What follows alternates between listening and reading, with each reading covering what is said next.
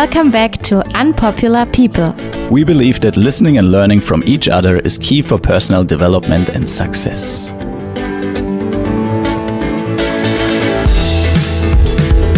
Today in our interview, Annie.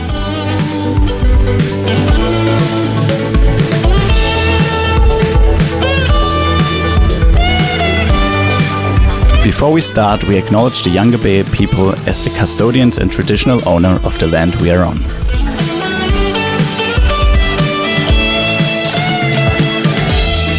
Annie is an indigenous Wiradjuri woman from inland New South Wales. She's currently studying peer support as an ex-addict and is working as a mental health worker. Stay tuned to learn a lot about nature and the indigenous culture, because listening and learning from each other is key for personal development and success. If you want to find out more about Unpopular People, please visit our website www.unpopularpeople.com and sign up for our newsletter. And now enjoy this amazing interview with Annie.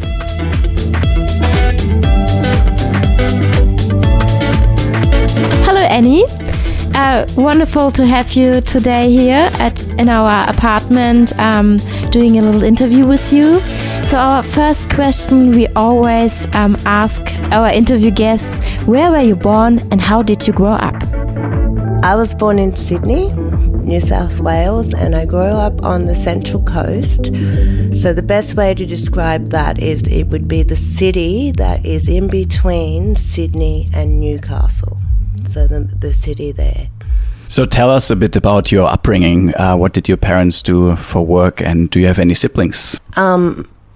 My mum was a stay-at-home mum, but she wasn't home. And I have an older brother. He's 7 years older than myself. We're not very close at all. And my dad I am close with, and he was an electrician, so he was the first person in our family to get a formal trade, and he worked with the Sydney Electricity for a long time. And what is your earliest childhood memory? Tell us a little bit about your childhood, what you remember from back then. I was very lucky to be raised in nature, so we spent all day outside. We were called in, there was bush behind us, and that was like a big playground. It backed onto a big body of water, so my childhood was spent in the bush playing, which was like a wonderful way to grow up. We had a pine tree forest down there as well, an old well, a sandstone house. There was a spring with turtles in it. It was beautiful. Big ant nests, big bull ant nests, and it was like a childhood initiation where you had to dance on, like if you were being punished by the neighbourhood kids, or you had to prove yourself that you weren't going to dob someone in, you'd have to dance on the ant's nest, which would, so they'd all come up your legs. So I don't know why I told you that. But yeah, that was that. I just kept seeing it, like, oh, the kids standing around. So I can remember getting a belting, and I remember the phone call, and my mum hung up the phone. She's like, "Did you make Tracy Stocco dance on the bull ant's nest?" Yes, I did.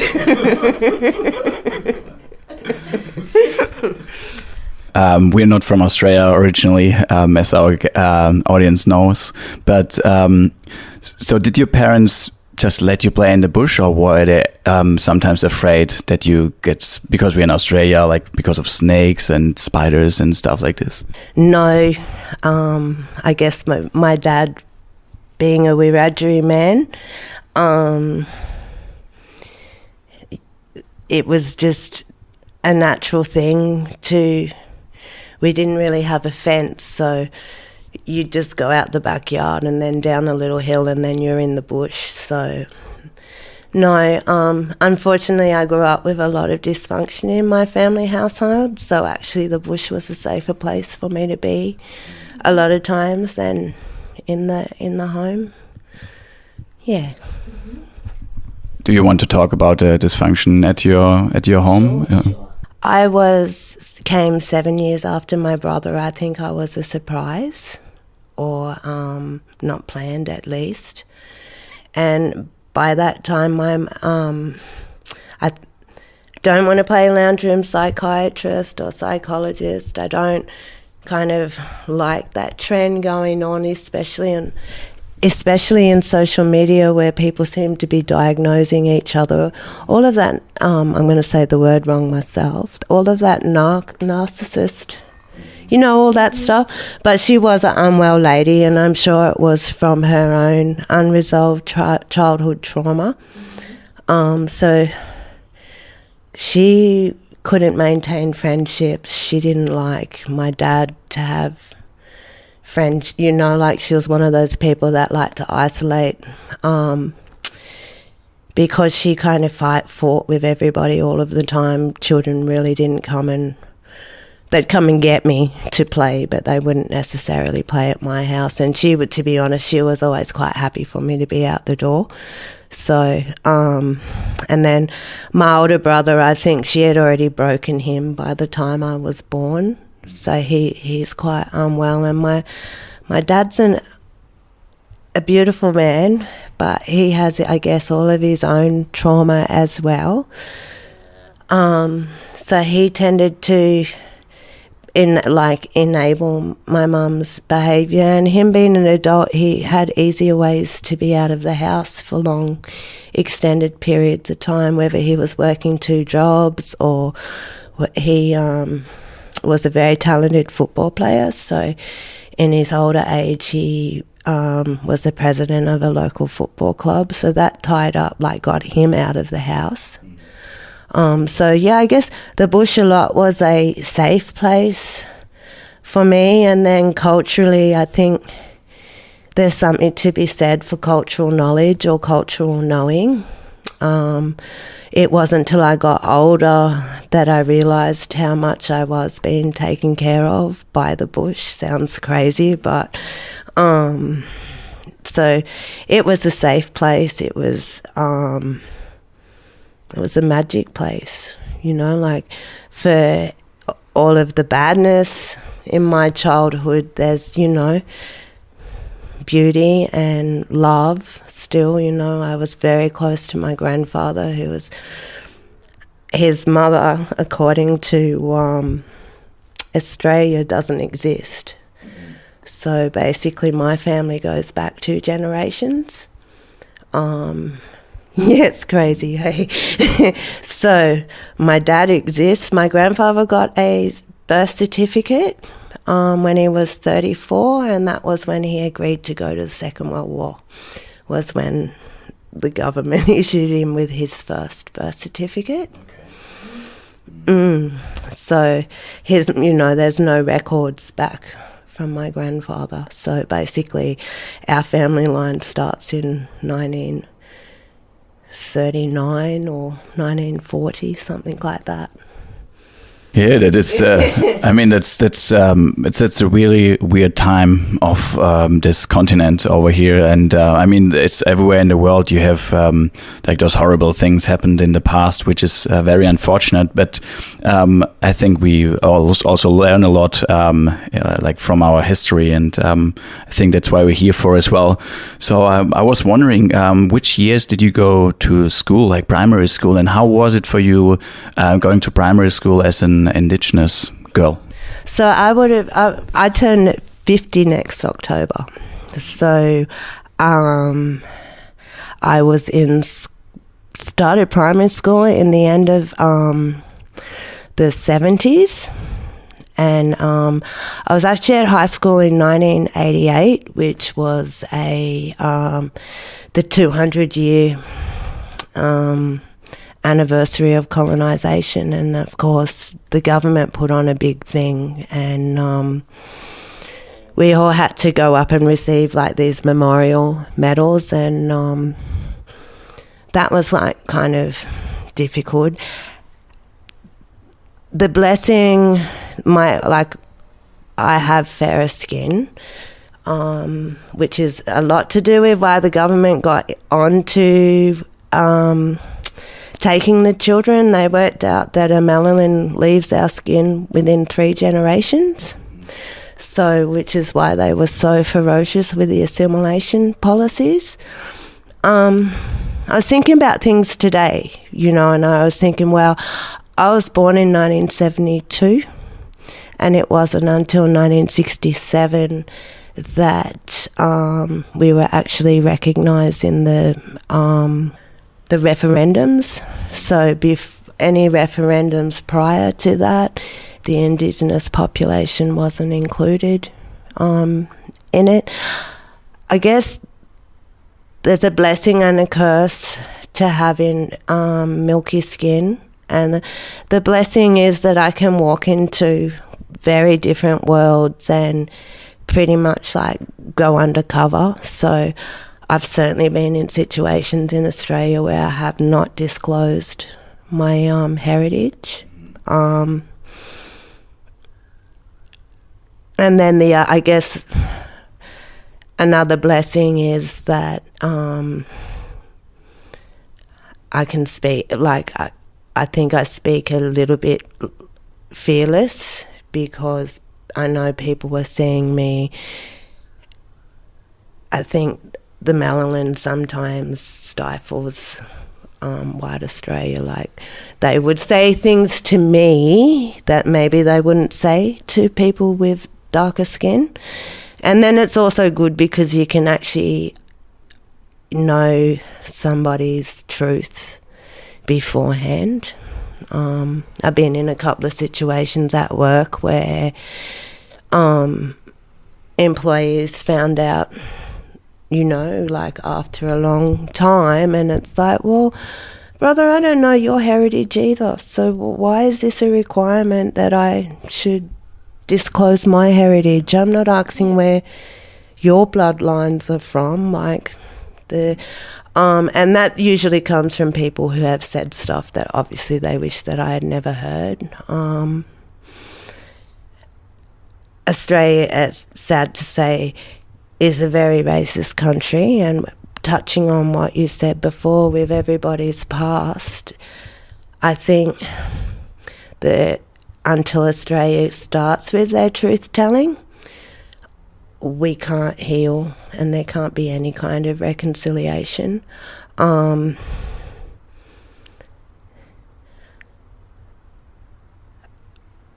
think that belief in Australia that we're a non-racist country is scary. It's a really scary, living in Southport and seeing how white Australia was saying terrible things to Asians in the street. Where does that come from? I worked as a nurse before, and I was very privileged to work one evening in recovery while a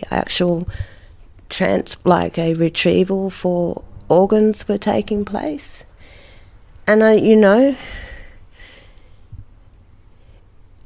if people can't understand it through the fact that you can take a kidney out of a gay African-American man and put it into an Asian 7-year-old girl and it be a match and work, should make people understand.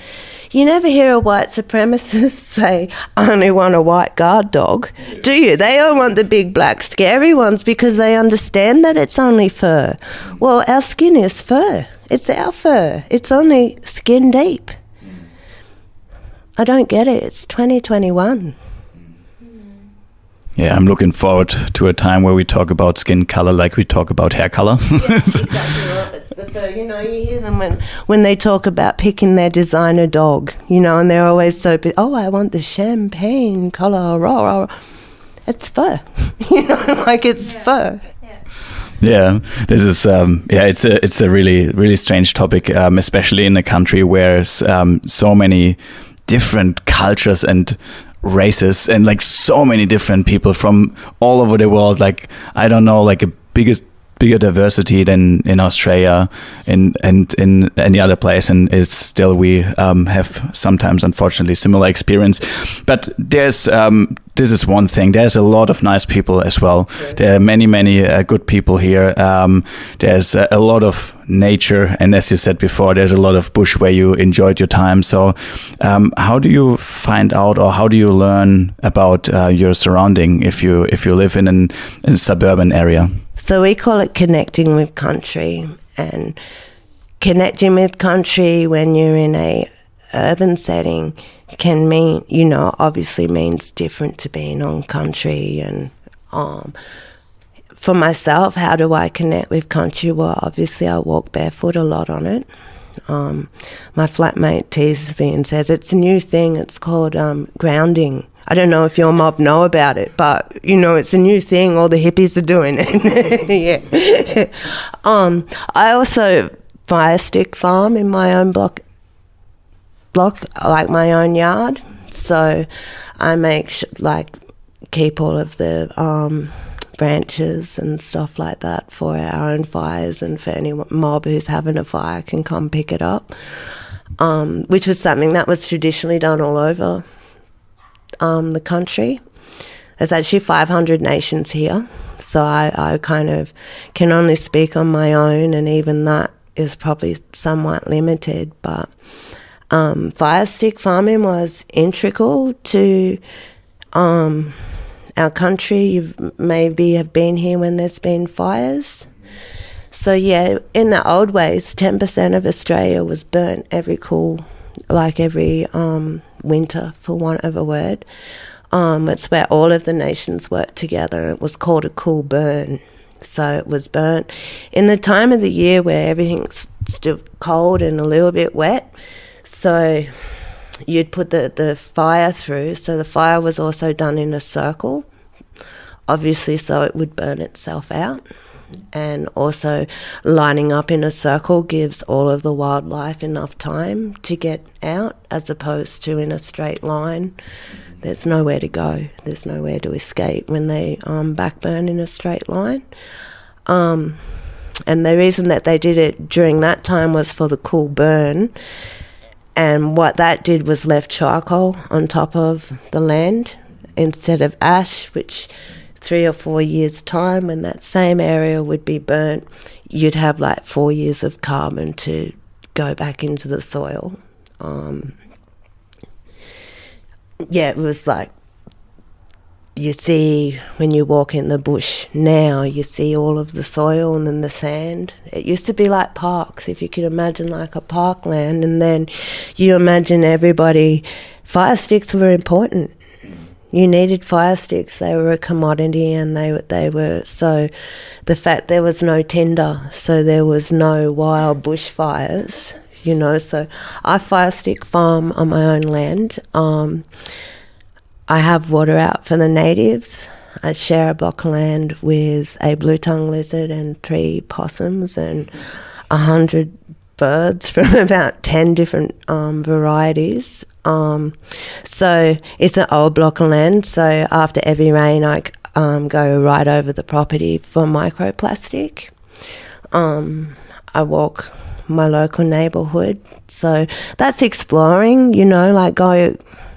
There's no rule that says you have to stand on the path. In fact, I recommend walking beside the path. It's not good for you to walk on cement.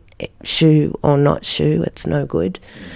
And country will give its secrets up. I think the best way we can help at a personal level is the microplastics.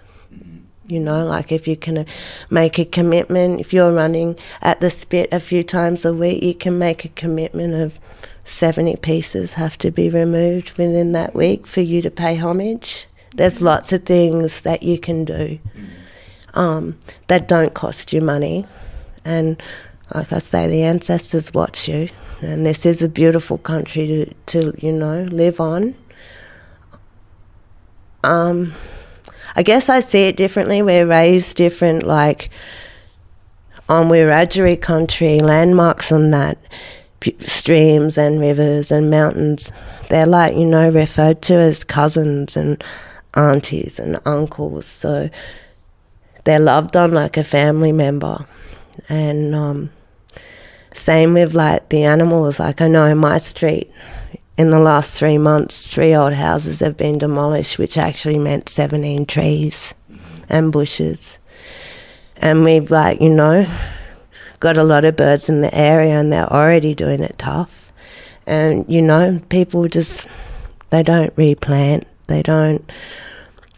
And they're our equals. I think that's probably the biggest flaw, is that we don't have any more right to be here than any other thing. We're all equal, you know, like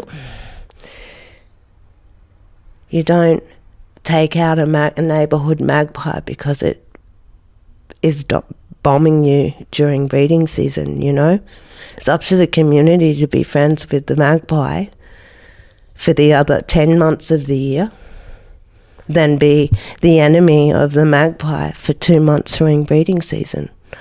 Or worse yet, you know, have council poison them or take them out, shoot them, you know. They got every right to be here. Maybe, Elisa, you can tell us how to become friends with the magpie, because Annie told us we had dinner here before, and Annie and Elisa were talking about the magpies, and Elisa was wondering how she can become friends with them. So tell us. Yeah, so a few weeks ago, I was on my push bike, riding the push bike through a park, and suddenly I saw a shadow above my head, and a magpie was flying around me and tried to attack me. And because I have no idea about this kind of birds and how to communicate with them, the only reaction I had was, getting a straight out of the situation and pedal as fast as I can to refuse of that magpie. Yeah, so Annie told me there's a way of communicating with these birds, and as I learned so far from her, you have to look into their eyes and make a special sound, and they will remember you for life when they know you take your time to communicate with them and to explain to them. But maybe, Annie, you can explain better how is the sound you have to make, and if I said it correctly. That was beautiful. So the whistle is really simple. It's just this.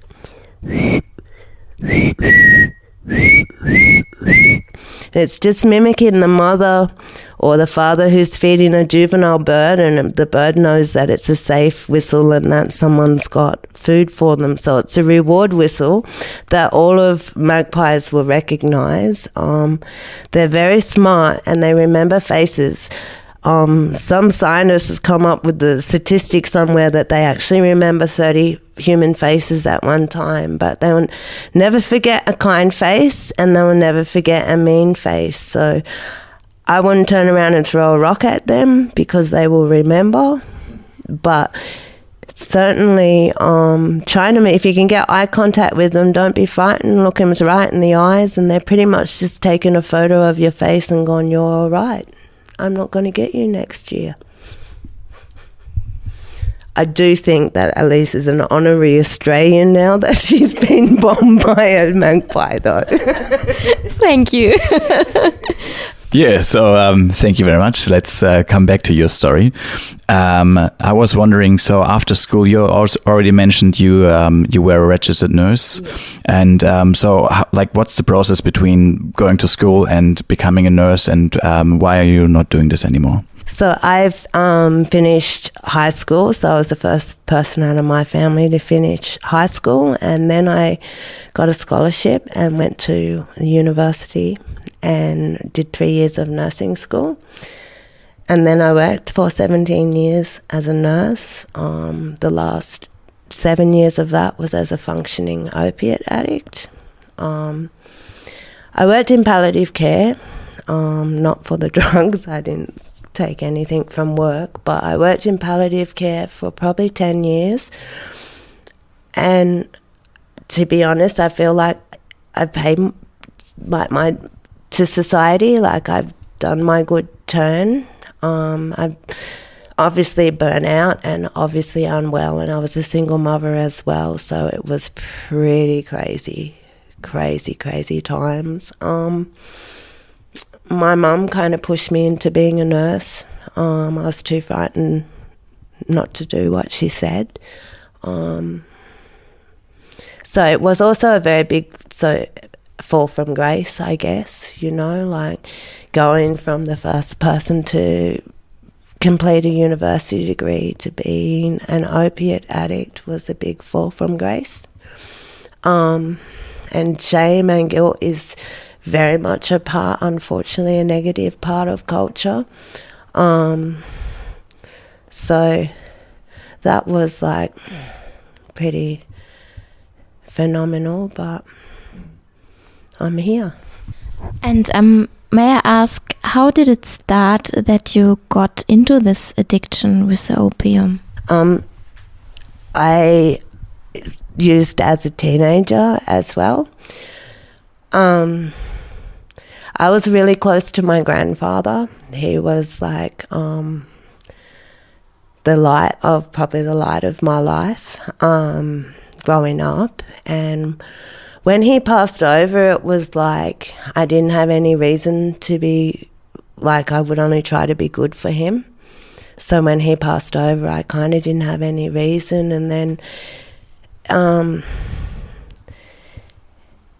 heroin takes your pain away. And it made me feel normal.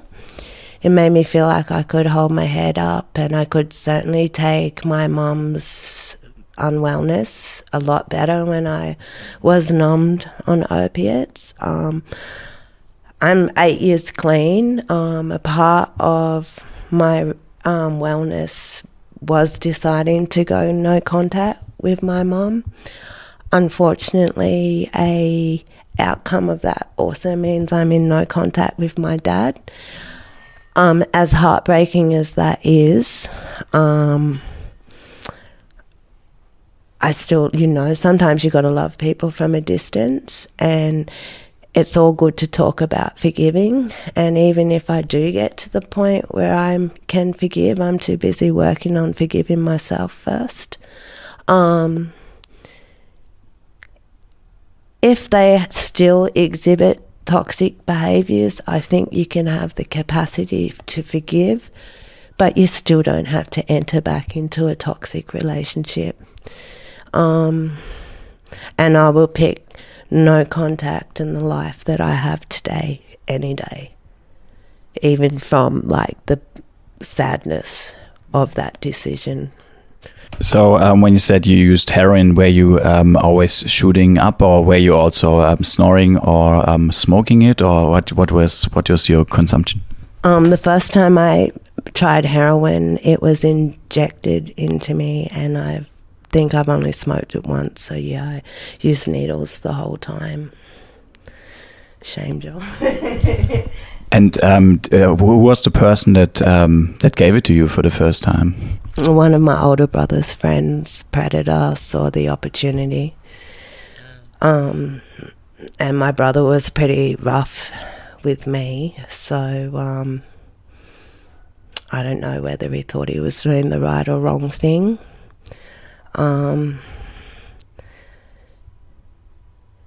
Yeah. Okay, and so what made you stop? So what made you stop at some point? So when I talk about the fall of grace, I was living in Byron Bay. I'd lived in and out of that area for about 20 years. And I was homeless, and I was living basically in a swamp. So in the...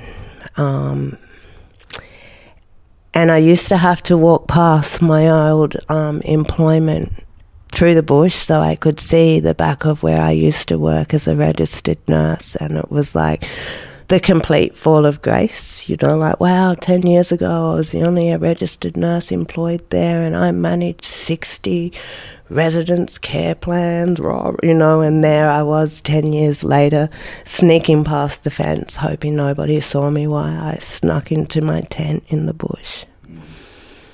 Can you describe, or if you want, describe the feelings of this situation you felt in this moment? I think when people ask about, like, were you ever suicidal? I was never suicidal, but I had that constant thought with me, like, what is the point? Like, what is the point of this? What is the point of me? You know, like, my parents were actually living in Byron, well, they still do. So I would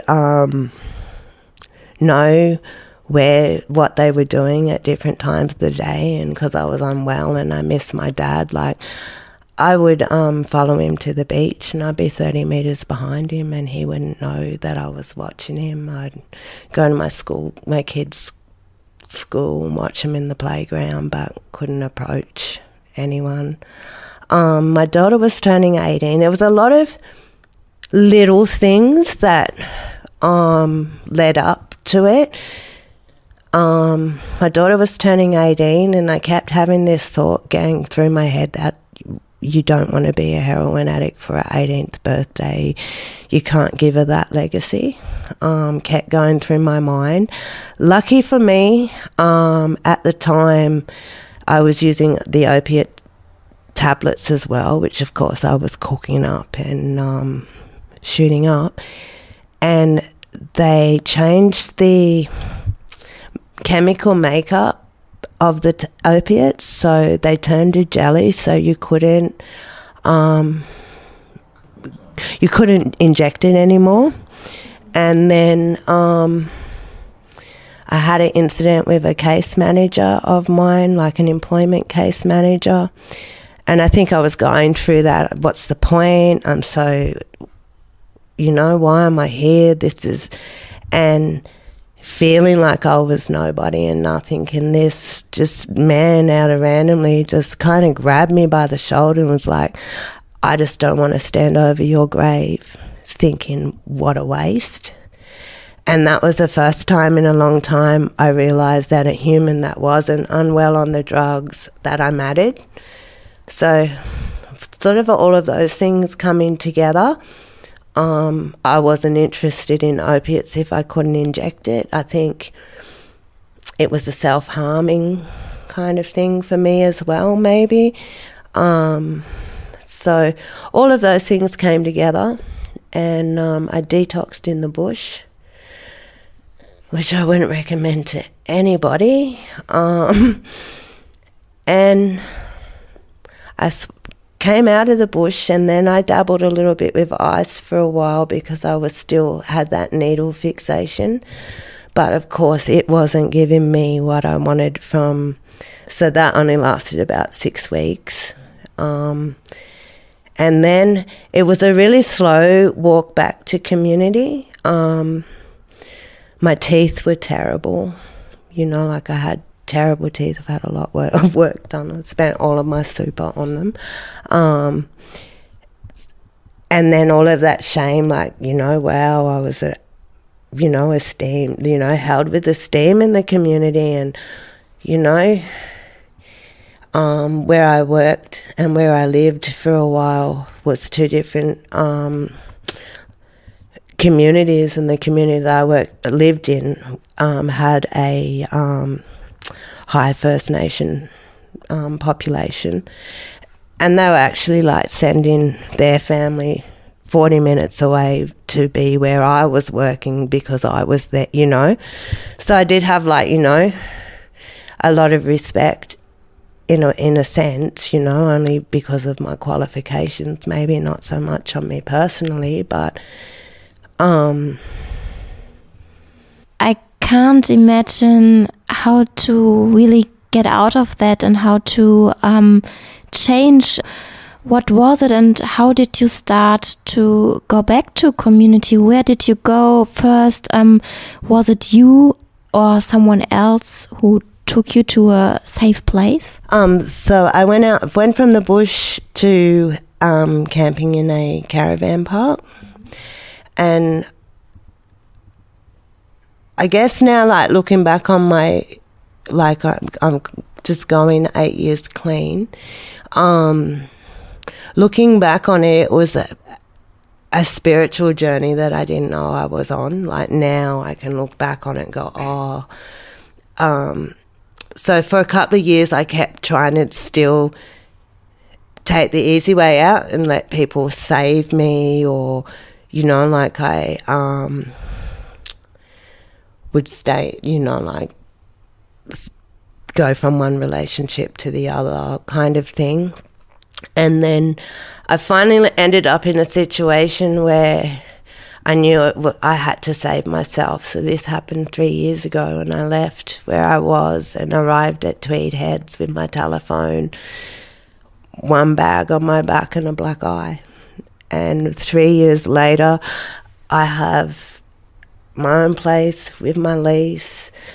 I haven't had a lease in 12 years. I have a car. I have finishing off my second year of formal education.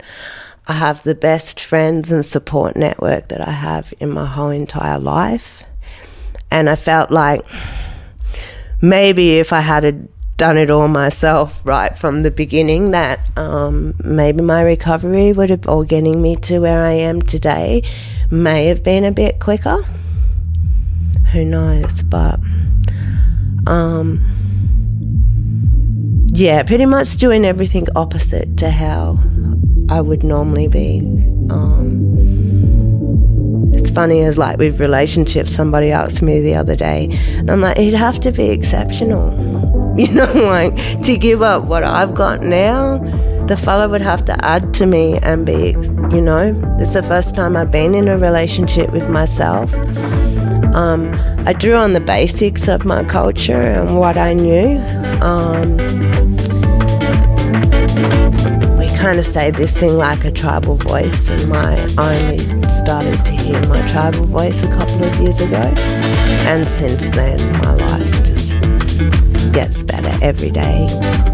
In the sense of, like, I live simply but with so much joy. And we're taking a quick break and be right back into the show. Annie shows us the importance of communities. We have a community too. To join us, please visit our website www.unpopularpeople.com and sign up for our community. And now back to the show. Okay, so you told us that you've done the detox yourself, which must have been a very, very difficult time. And also you said that you've been clean for the last 7 years. What does clean mean to you? Is it abstinent of everything, or what does it mean? I feel like recovery, it's the wrong word. Like, I was an opiate addict, and I used opiates to medicate myself for unresolved childhood trauma, and then trauma that is associated with obviously being a dysfunctional addict as an adult. So I did the work, you know, or a psychologist and I did the work. And you know, it's hard work. But when it comes to opiates, I say that I'm healed. I have no desire for opiates. I don't crave them. I don't dream about using, which is something a lot of addicts have to deal with. I have a drink whenever I want to have a drink, which is probably about, I'm a cheap drunk, so I'm not a big drinker, so 2 cans of bourbon is normally enough for me to be silly.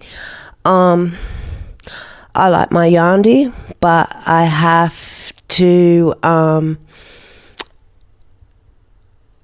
be meeting all of my personal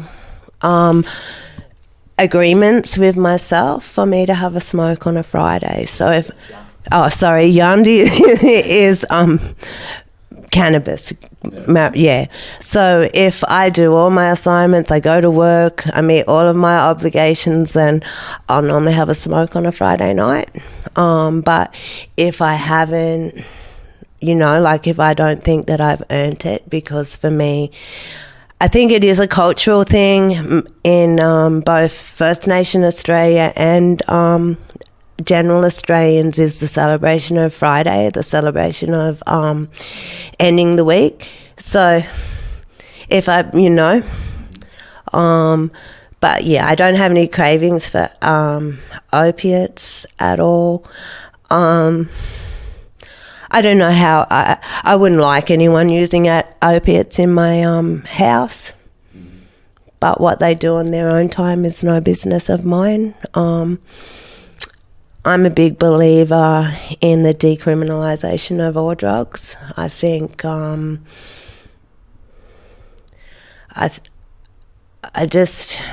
think it's a personal choice, and I think if as adults that we should be able to choose our recreation. I'm a bit like, as long as it doesn't involve animals or children, I don't really care what you're doing, and as long as it's consenting adults, whatever you do is your business. I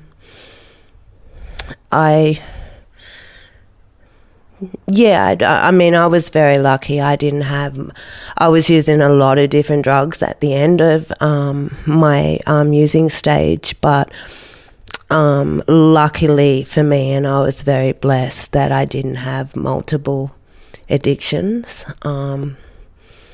So, I was lucky. I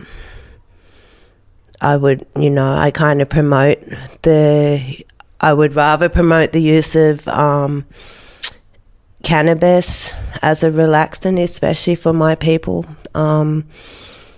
Alcohol and ice is destroying our communities.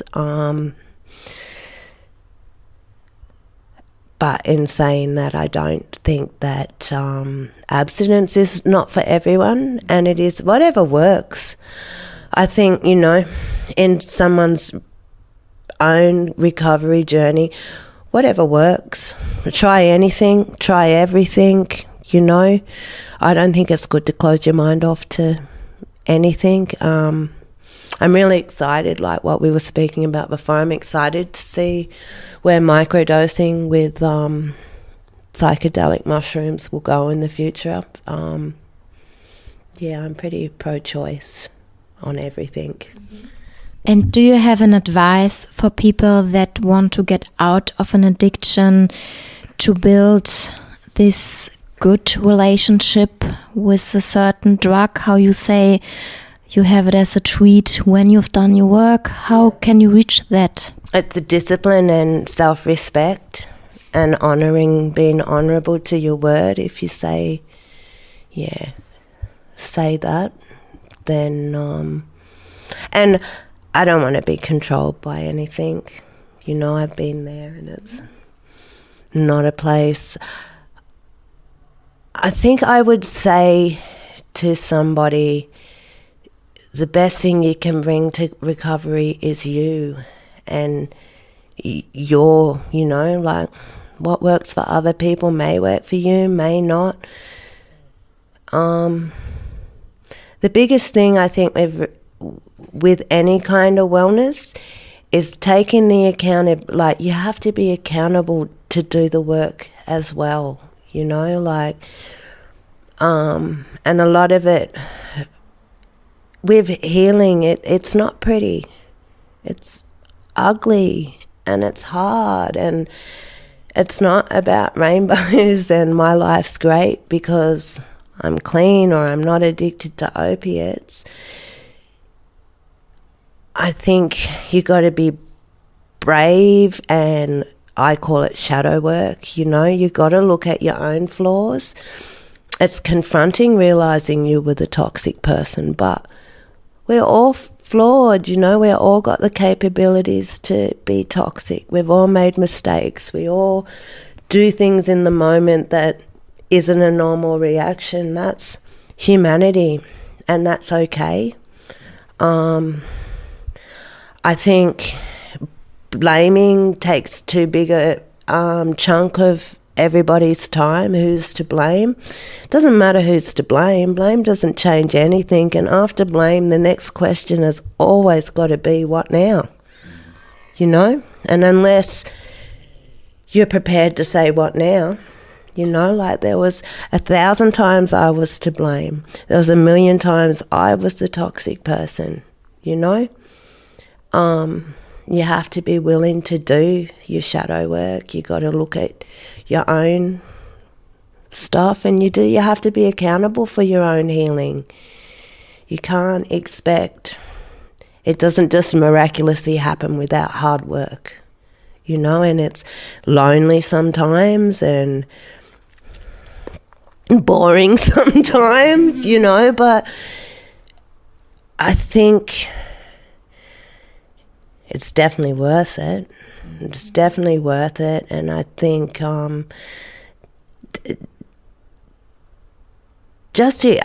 it's all right to be flawed. You know, it's okay to make mistakes. I think as a society, and we have to remember that, this counselling culture, it's frightened me a little bit. Like, you know, we're human. We all do dumb things. And, you know, the person I was 10 years ago, you certainly wouldn't have had over for a meal, you know? And do you have or had any tools that helped you to process healing? Yeah, this is where I started to draw on my culture. So we have it's like a way of life, a way of living is Yindamara. It's all about going slowly and carefully.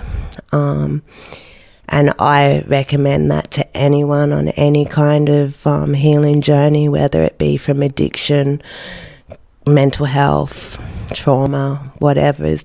You go slow and carefully.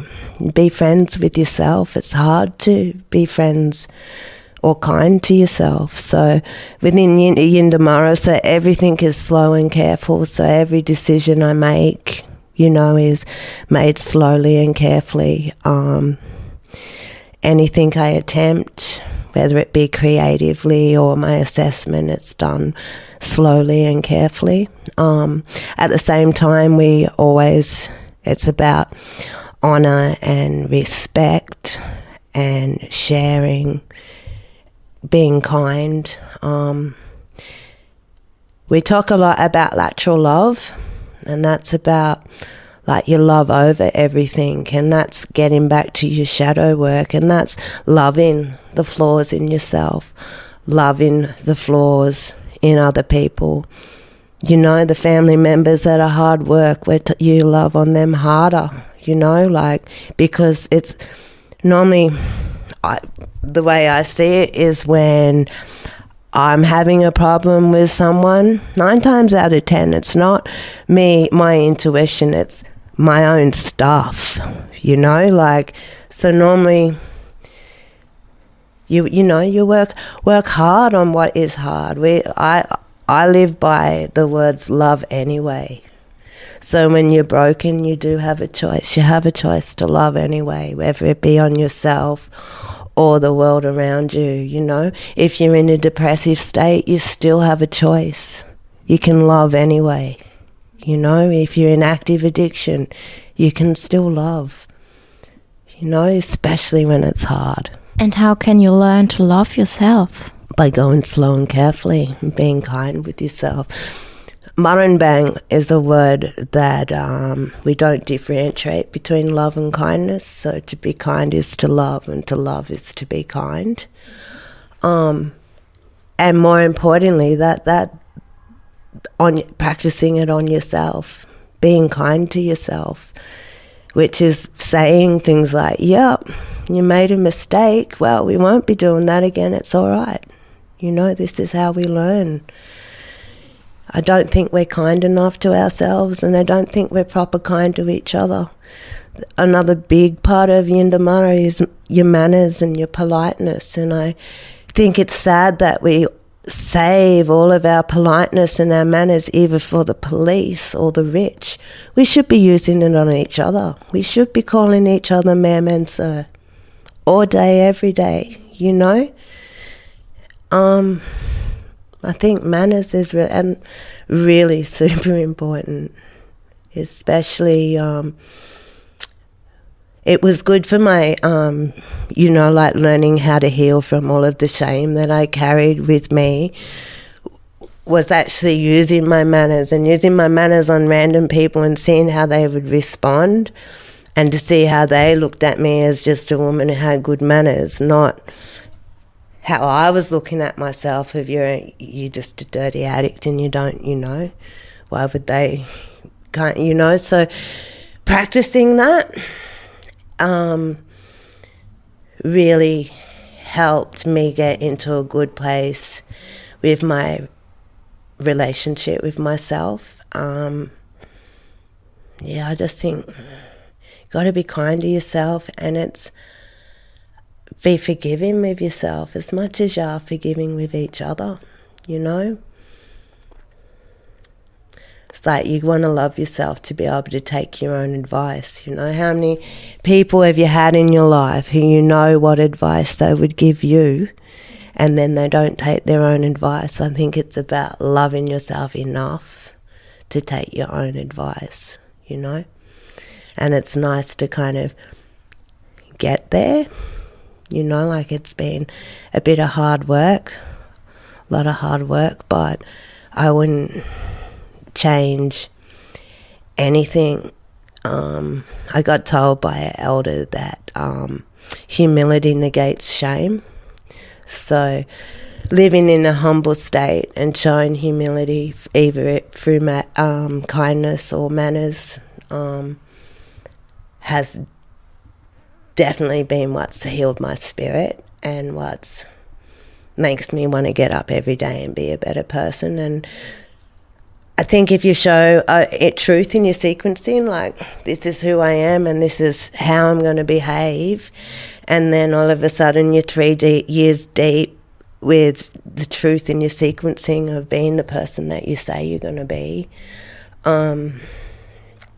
you got your validation, and it's a lot easier to put your head back up, start making eye contact with people and I'm here, what now, kind of thing. Yeah, and you talked about choice, and I think we should build a society where communities are looking after each other, so we can work on the root of those things, which is comes back to childhood trauma and or other things, misbehavior or manners, missing manners, a lack of manners, a lack of love, or whatever it is, lack of sharing, lack of kindness.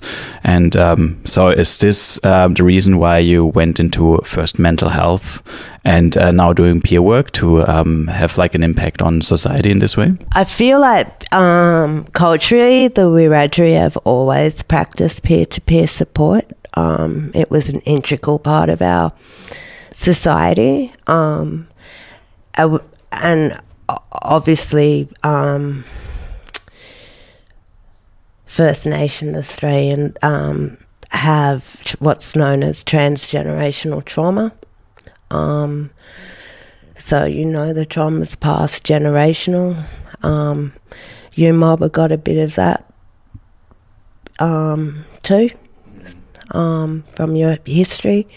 So it was always a part of our culture, like when we say, there was no jails, there was no crime, of course there was some kind of crime, but when you come into a community and you're provided with everything, like if you had come to country and you're in my area, I'd be required to feed you and keep you safe and keep you well as a spiritual commitment, a cultural expectation. That was the norm.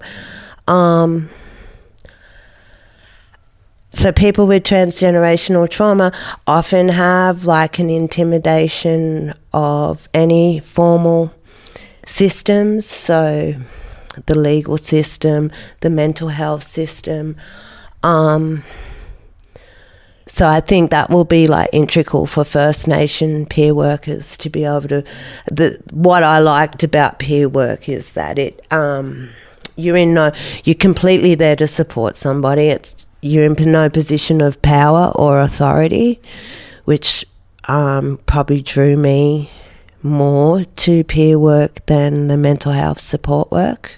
I think it was easy culturally just to work out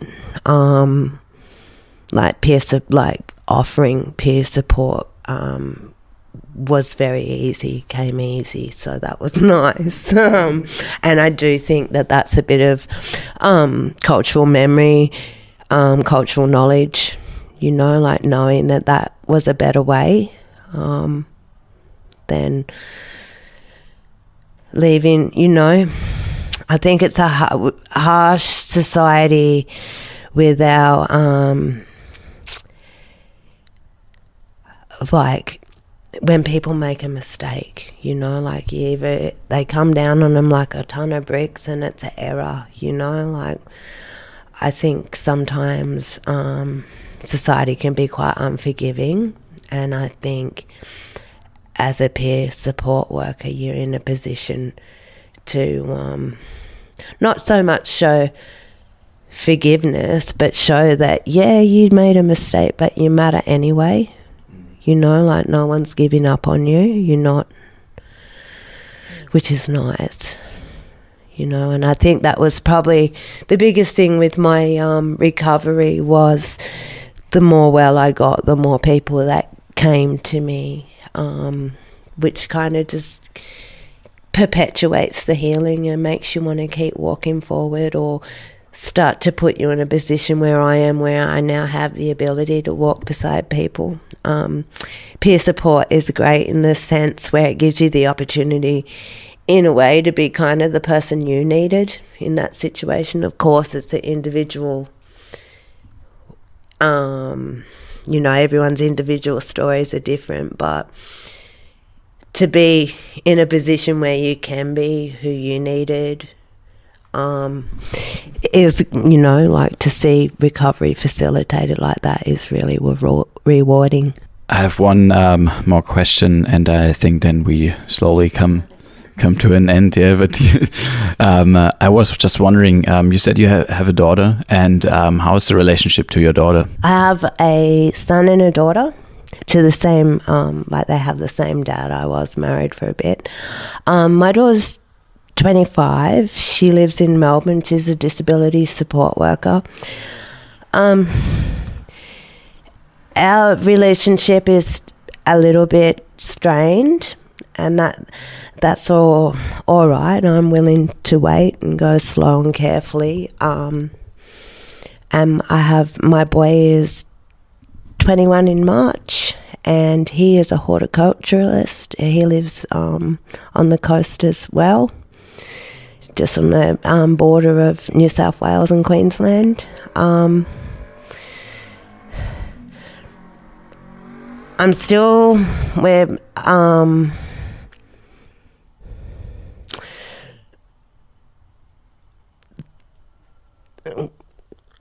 for me, when I went missing in action because of my opiate addiction, she had some wonderful family members on her dad's side, and her dad step up for both of the kids while I was unwell. And unfortunately, there's been a big divide, like kind of a big wedge put in me getting a healthy relationship again. I've taken that where I want to be humble, which is kind of preventing me from presenting my side of the story, because I don't want to break relationships that supported those children whilst I was unwell. Now that I'm recovered, so I've chosen not to break the bonds, but because of that, it has impeded the healing process. I'm okay with it. It hurts, but I'm okay with that because I did enough damage to those children already that I don't want to inflict more trauma on them for my own gain, even though that gain would be a relationship with the two of them. It was a hard decision, and it's always harder, I guess, in a way of taking the higher road, if you could put it that way. But I've caused enough damage, and I still stand by my decision. And you said earlier you can love from distance, and I think this fits really well. Yeah. I think I'm not sure if my question still fits, because I was wondering when you were talking about peer work, how do you engage people to talk with you, that they open up and that, they talk to you? Exactly how you two have, being curious. Okay, wonderful. Thank you very much.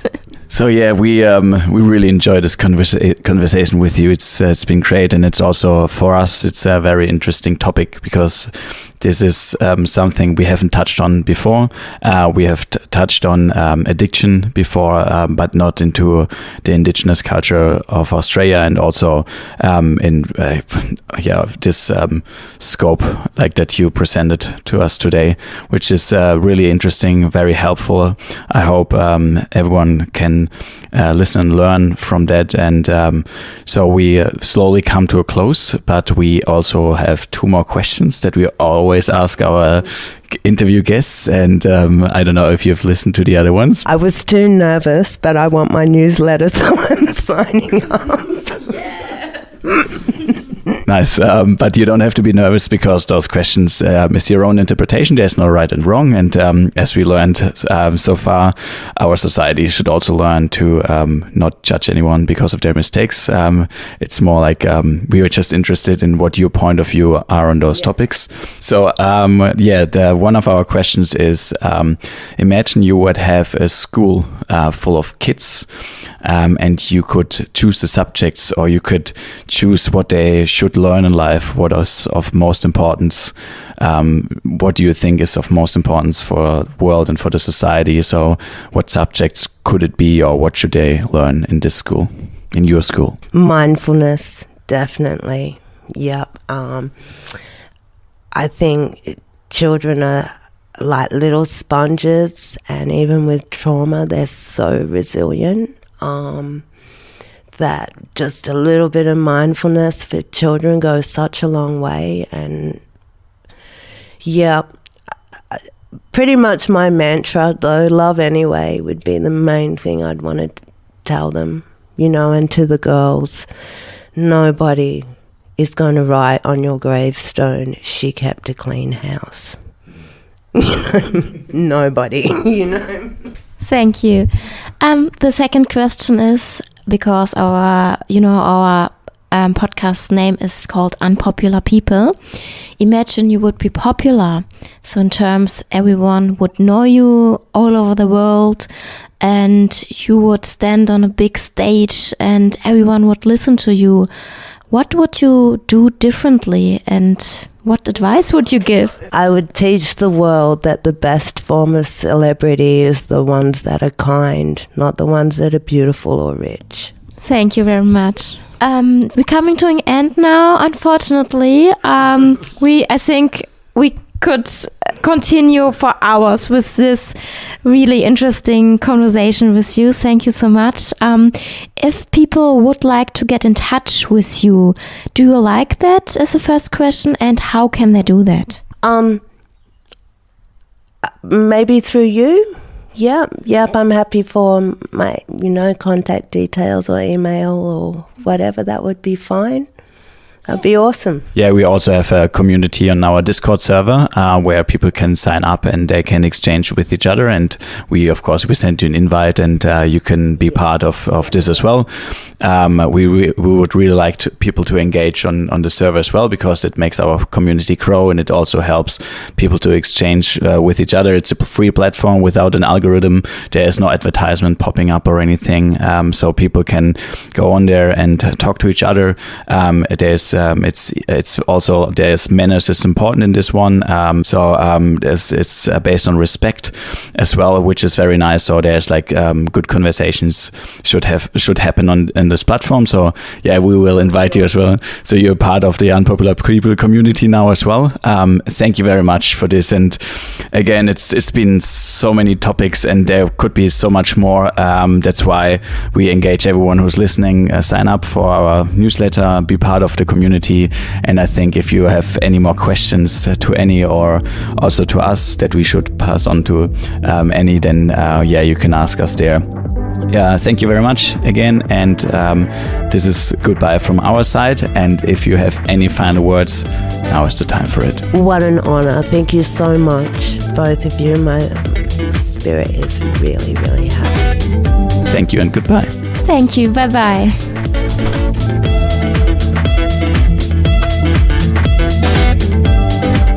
Thanks for listening to this inspiring interview with Annie. We hope you enjoyed it as much as we did. If you want to get in touch with us, or if you want to get in touch with Annie, please sign up for our newsletter and join our community on www.unpopularpeople.com. Because listening and learning from each other is key for personal development and success.